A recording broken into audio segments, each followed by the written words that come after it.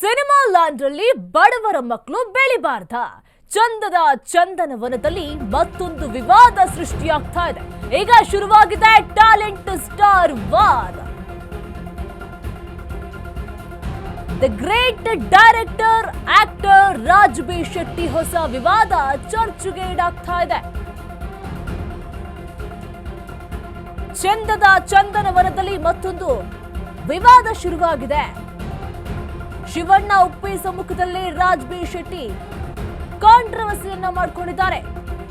Cinema land ಅಲ್ಲಿ ಹಾಗಾದ್ರೆ ಬಡವರ ಮಕ್ಕಳು ಬೆಳಿಬಾರ್ದ? ಹಾಗಾದ್ರೆ ರಾಜ್ ಬಿ ಶೆಟ್ಟಿ ಅವರು ಏನಂತ ಹೇಳಿಕೆಯನ್ನು ಕೊಟ್ಟಿದ್ದಾರೆ?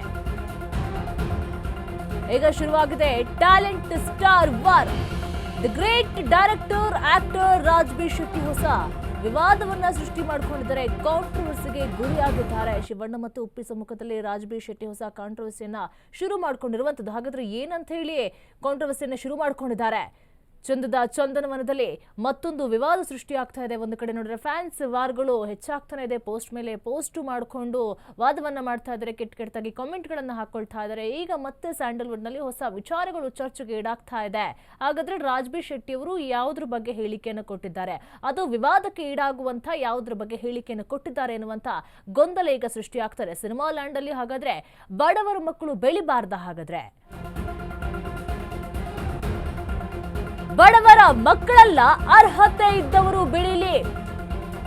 ಅವಕಾಶಕ್ಕೆ ಬಡತನ ಎಂಬುದು ಅರ್ಹತೆ ಅಲ್ಲ ಎನ್ನುವಂತ ಹೇಳಿಕೆಯನ್ನ ಕೊಟ್ಟಿದ್ದಾರೆ.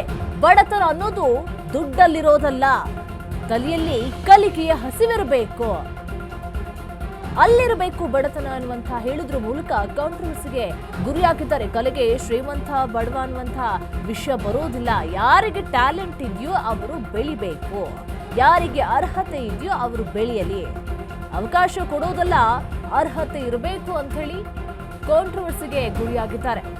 ಬರೀ ಬಡವರ ಮಕ್ಕಳು ಬೆಳಿಲಿ ಅಂತ ಹೇಳೋದಲ್ಲ, ಅರ್ಹತೆ ಇದ್ದವರು ಬೆಳಿಬೇಕು, ಬಡತನ ಅನ್ನೋದು ದುಡ್ಡಲ್ಲಿ ಇರೋದಲ್ಲ ಎನ್ನುವಂತ ಹೇಳಿಕೆ ಮುಖಾಂತರ ಬಹಳ ಕಾಂಟ್ರವರ್ಸಿಗೆ ಗುರಿಯಾಗ್ತಾ ಇದ್ದಾರೆ.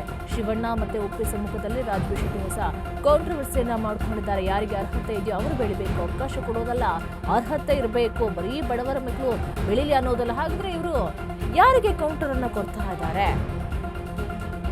ಸೋಷಿಯಲ್ ಮೀಡಿಯಾದಲ್ಲಿ ಈಗ ಕಾಂಟ್ರವರ್ಸಿಯ ಸುದ್ದಿ ಬಹಳ ಗುರಿ ಮಾಡ್ತಾ ಇದೆ. ಇದ್ರ ಬಗ್ಗೆ ಹೆಚ್ಚಿನ ಮಾಹಿತಿ ಕೊಡ್ತಾರೆ ನಮ್ಮ ಪ್ರತಿನಿಧಿ ರವಿ. ಈಗ ಸ್ಯಾಂಡಲ್ವುಡ್ ನಲ್ಲಿ ಹೊಸ ಹೇಳಿಕೆ ಒಂದು ವಿವಾದಕ್ಕೆ ಸೃಷ್ಟಿ ಮಾಡಿ ಕೊಡ್ತಾ ಇದೆ. ಹಾಗಾದ್ರೆ ರಾಜ್ ಬಿ ಶೆಟ್ಟಿ ಅವರು ಯಾರಿಗೆ ಗುರಿ ಮಾಡಿ ಹೇಳಿರುವಂತ ಹೇಳಿಕೆ ಅದು?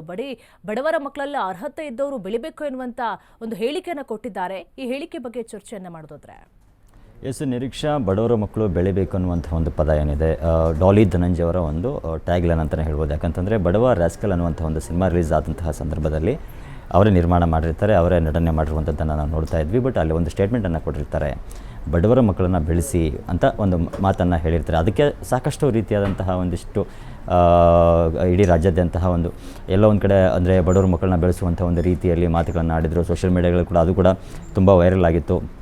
ಕೆಲವೊಂದಿಷ್ಟು ವಿಚಾರಗಳಲ್ಲಿ ಕೂಡ ಸದ್ದನ್ನು ಮಾಡಿರುವಂತಹ ಒಂದು ಡೈಲಾಗ್ ಅಂತಲೇ ಹೇಳ್ಬೋದು. ಬಟ್ ಈ ಒಂದು ನಿಟ್ಟಿನಲ್ಲಿ ನೋಡುವಂಥದ್ದಾದರೆ ರಾಜ್ ಬಿ ಶೆಟ್ಟಿ ಅವರು ಇತ್ತೀಚೆಗೆ ನಡೆದಂತಹ ಒಂದು 45 ಸಿನಿಮಾ ಸಂದರ್ಭದಲ್ಲಿ ಅಂದರೆ ಶಿವಣ್ಣ ಇರ್ತಾರೆ ಮತ್ತು ಉಪೇಂದ್ರ ಅವರು ಕೂಡ ಇರ್ತಾರೆ ಅಲ್ಲಿ.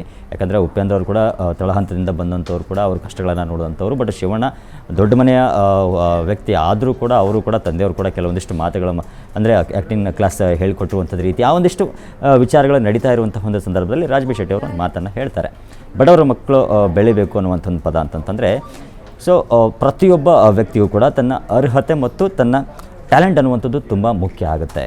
ಅದನ್ನು ಗಮನದಲ್ಲಿ ಇಟ್ಕೋಬೇಕಾಗತ್ತೆ. ಯಾಕಂದರೆ ಬಡವ್ರ ಮಕ್ಕಳು ಅಂದ ತಕ್ಷಣ ನಾವೇನೋ ಒಂದು ಅವಕಾಶ ಕೊಡುವಂಥದ್ದು ಅದೆಲ್ಲ ನಡೆಯಲ್ಲ. ಯಾಕಂದರೆ ಕಲಾವಿದನಿಗೆ ತನ್ನದೇ ಆದಂತಹ ಒಂದು ನಾಲೆಜ್ ಇರಬೇಕಾಗತ್ತೆ. ಇವತ್ತಿನ ಕಾಲಘಟ್ಟದಲ್ಲಿ ನೋಡೋದಂತಾದರೆ ಅವರು ಒಂದು ಮಾತು ಕೂಡ ಅಲ್ಲಿ ಸ್ಪಷ್ಟವಾಗಿ ಇನ್ನೊಂದು ಮಾತು ಕೂಡ ಹೇಳಿದರು ಅಲ್ಲಿ ರಾಜ್ ಬಿ ಶೆಟ್ಟಿ ಅವರು. ಇವತ್ತಿನ ದಿನ ಹೇಗಿದೆ ಅಂತಂದರೆ ನಟನೆ ಅನ್ನುವಂಥದ್ದು ಒಂದು ಸಡನ್ಲಿ ನಮಗೆ ಒಂದು ಮೆಸೇಜ್ ಆಗಿಬಿಡ್ತಾರೆ, ನಾನು ಹೀರೋ ಆಗಬೇಕು, ನಾನು ಹಂಗಾಗಬೇಕು ಹಿಂಗಾಗಬೇಕು ಅಂತಾರೆ. ಬಟ್ ಅದು ಹಂಗಲ್ಲ. ಬಟ್ ವಾಸ್ತವತೆ, ಅವರ ಅರ್ಹತೆ ಮತ್ತು ಅವರ ಜಾಣ್ಮೆ ಎಲ್ಲವೂ ಒಟ್ಟಾಗಿ ಸೇರಿದಾಗ, ಯಾಕಂದರೆ ಶ್ರೀಮಂತರ ಮಕ್ಕಳು ಅವ್ರಿಗೆ ಅವಕಾಶಗಳು ಸಿಕ್ಬಿಡ್ತವೆ. ಆದರೆ ಅದನ್ನು ಉಳಿಸ್ಕೊಳ್ಳುವಂಥದ್ದು ಯಾಕಂತಂದರೆ ಪ್ರತಿಯೊಬ್ಬನಿಗೂ ಶ್ರೀಮಂತನೇ ಆಗಿರಲಿ ಬಡವನೇ ಆಗಿರಲಿ ಬಟ್ ಟ್ಯಾಲೆಂಟ್ ಅನ್ನುವಂಥದ್ದು ತುಂಬ ಮುಖ್ಯ ಆಗುತ್ತೆ. ಅವ್ರು ಯಾವ ರೀತಿಯಾಗಿ ಬರ್ತಾರೆ, ಆಮೇಲೆ ಅವರ ಸಿನಿಮಾ ಹಾದಿ ಹೇಗಿರುತ್ತೆ, ಸೊ ಅದೆಲ್ಲವನ್ನು ನೋಡಿಕೊಂಡಾಗ ಸೊ ಆ ಒಂದು ನಿಟ್ಟಿನಲ್ಲಿ ರಾಜ್ ಬಿ ಶೆಟ್ಟಿ ಅವರು ಕೂಡ ಸ್ಟೇಜ್ ಮೇಲೆ ಹೇಳ್ತಾರೆ. ಬಟ್ ಎಲ್ಲ ಒಂದು ಕಡೆ ಈ ಒಂದು ಮಾತು ಎಲ್ಲೋ ಒಂದು ಕಡೆ ಡಾಲಿ ಧನಂಜಯ ಅವ್ರಿಗೆ ಅಂದರೆ ಬಡವರ ಮಕ್ಕಳು ಬೆಳಿಬೇಕನ್ನುವಂಥ ಒಂದು ಏನು ಡೈಲಾಗ್ ಇತ್ತಲ್ವ, ಬಟ್ ಅದಕ್ಕೆಲ್ಲ ಒಂದು ಕಡೆ ಒಂದು ಟಾಂಗ್ ಕೊಟ್ಟ ರೀತಿಯಲ್ಲಿ ಕೂಡ ಇದನ್ನು ಇವತ್ತಿನ ಸೋಷಿಯಲ್ ಮೀಡಿಯಾದಲ್ಲಿ ಕೂಡ ಸಾಕಷ್ಟು ಟ್ರೋಲ್ ಮಾಡ್ತಿರುವಂಥದ್ದನ್ನು ನೋಡ್ತಾ ಇದ್ದೀವಿ ನಿರೀಕ್ಷಾ. ಈಗ ಯಾವಾಗಲೂ ಕೂಡ ಡಾಲಿ ಧನಂಜಯ ಅವರು ಹೇಳ್ತಾನೆ ಇರ್ತಾರೆ, ಬಡವರ ಮಕ್ಕಳು ಬೆಳಿಬೇಕು ಕಂಡ್ರೆ ಎನ್ನುವಂಥ ಮಾತನ್ನು ಹೇಳ್ತಾನೆ ಇರ್ತಾರೆ. ಸಾಕಷ್ಟು ವೇದಿಕೆಯಲ್ಲೂ ಕೂಡ ಇದೇ ಮಾತನ್ನು ಹೇಳಿದ್ದಾರೆ. ಒಂದು ಕಡೆ ರಾಜ್ಬಿ ಶೆಟ್ಟಿ ಹಾಗೂ ಡಾಲಿ ಧನಂಜಯ ಅವರ ಸ್ನೇಹ ಸಂಬಂಧದ ಬಗ್ಗೆ ಏನಾದರೂ ವಾರೇನಾದರೂ ಇದೆಯಾ, ಅಥವಾ ಅವ್ರು ಚೆನ್ನಾಗೇ ಇದ್ದಾರಾ, ಯಾತಕ್ಕೋಸ್ಕರ ಅವರು ಟಾರ್ಗೆಟ್ ಮಾಡಿಯೇ ಹೇಳಿರೋದಾ ಅಂತ?